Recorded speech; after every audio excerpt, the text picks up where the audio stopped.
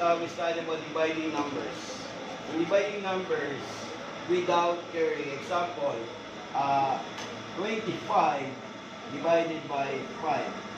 This is a long method. So 25 divided by 5.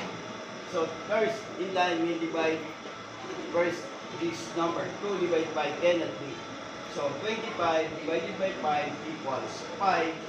Then multiply 5 times 5 equals 25. And then 25 minus 25 equals 0. The answer is 25 divided by 5 equals 5. To get the answer is correct, we multiply both the answer and the divisor.